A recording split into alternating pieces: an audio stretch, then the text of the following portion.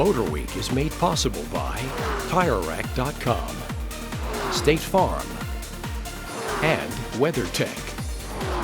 No doubt the latest Honda Civic is a winner, but it really became a winner in our hearts when Honda announced that a new high-output Turbo Si and Type R were headed our way. And while the Fast and Furious crowd are surely salivating over the fact that we're finally getting a real Type R here, it's the more attainable Si that arrives first. And here's why we're so happy that that wait is over.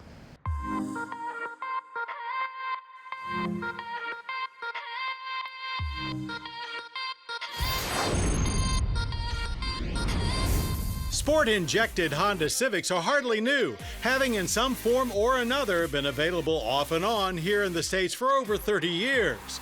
But since the latest 10th generation Civic is clearly the best one yet, does it follow that the 2017 Honda Civic Si is the best of its kind as well? Well, for starters, our Si sedan felt just as expertly put together as other Civic four-doors. A coupe is also available, but as of right now, no Si hatchback. Both bodies get their own unique updates. The sedan's a little subtler in nature. There's a distinctive fascia with gloss black trim and larger air intakes up front, 18-inch split-spoke alloys underneath, and central-mounted hexagon exhaust tip in back. It's a great-looking package that earned more than a few "That's a Civic?" questions from casual observers. The engine is a 1.5-liter i4 turbo. True, it's the same one in other up-level Civics, but now with cranked-up boost to over 20 psi. So horsepower rises 31 to 205, torque climbs 30 to 192 pound-feet. A 6-speed manual is the only transmission available, and it's a really good one. As is the Si in general, provided you have the proper perspective. It's not meant to be a no-holes-barred performance car. That's for the Type R.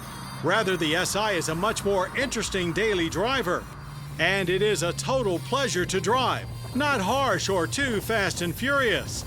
And that's where this car seems to have run afoul with many online haters. They clearly wanted more.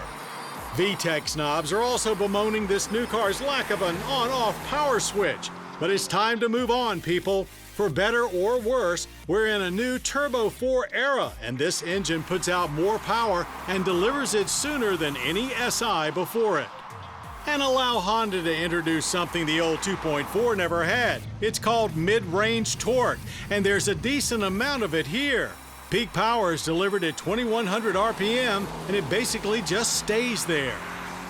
Things can get a bit noisy inside, otherwise it's very comfortable with nicely supportive sports seats. Steering has good weight to it, and there's a thick wheel for getting things in motion. This Si handles corners with ease. It's nimble and light, and indeed it is almost 100 pounds lighter than before. The suspension has of course been sport-tuned, complete with new adaptive dampers. As before, a limited slip differential is included. Add in super sticky Goodyear Eagle F1 summer tires and things stay very flat. As for straight line kicks, there's decent grip at launch provided you mind the revs. Torque steer was not a problem as we leapt to 60 in 6.5 seconds, about a half second better than the last 2.4.